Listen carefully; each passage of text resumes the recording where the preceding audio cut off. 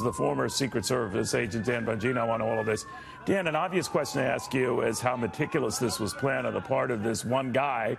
What do you make of that and the fact that he had arrived last Thursday, so he had a number of days to prepare and yet not draw any attention to himself? What do you think?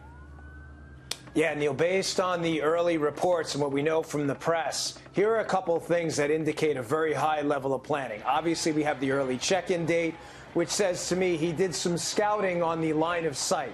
Line of sight meaning the location he was going to shoot, and was it going to be clear? Was he going to have a clear path down into his target zone? Secondly, you have this camera setup that has been discussed in a lot of media reports where you had cameras set up outside the room to detect the presence of law enforcement. Also, number three here, that kind of ammunition, the volume, Neil, of ammunition we're talking about is extensive. To kill or injure 50 plus and then injure 200 plus, we're talking about probably close to 500 shots.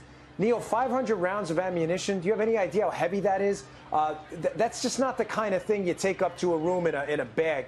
You might have to get a roller, and even at that, it's still pretty heavy to move around. So or make multiple trips. The other thing I wanted to ask you about was the possibility that he could have drawn attention just by breaking the window. We don't know when he broke the window. At first, there were suspicions that he was on a balcony of some sort. The Mandalay Bay doesn't have such things, of course. So he was shooting from the 32nd floor. A window broke the window, and then began the shooting.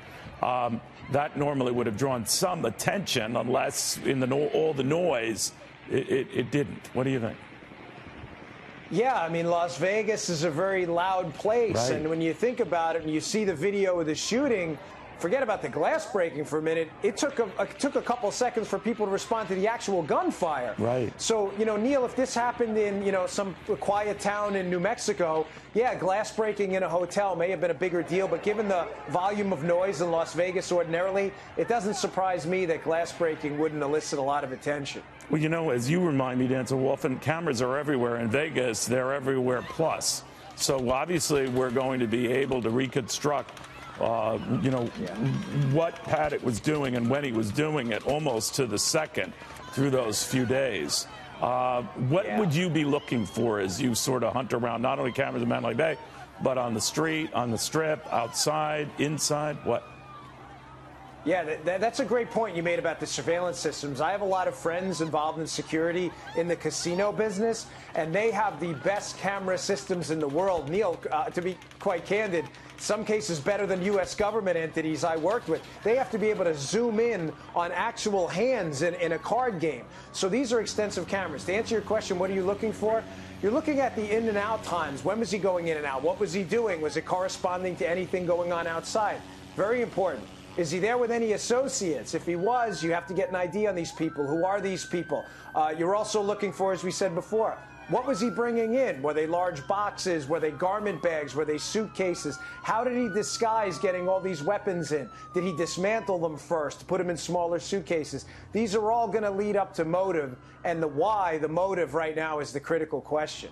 Dan, people don't know a lot about it. You're a former Secret Service agent. You've guarded presidents. You know when things hit a national security level, and you know what's going to be repeated now, concerns that others can get ideas from something like this, warn or advise the president or anyone what to do now going forward.